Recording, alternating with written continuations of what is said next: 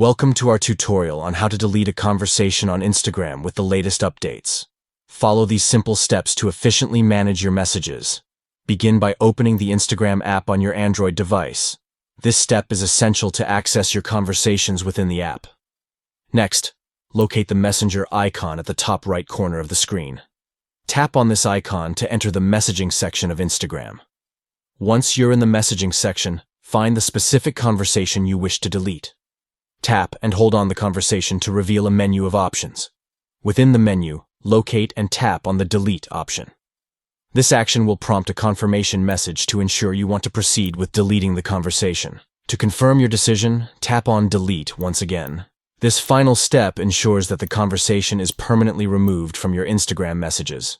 By following these straightforward steps, you can effectively delete a conversation on Instagram, keeping your messaging inbox organized and clutter-free.